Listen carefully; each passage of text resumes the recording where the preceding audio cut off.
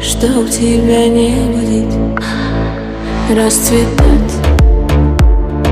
Я в тебе буду целовать горячие губы.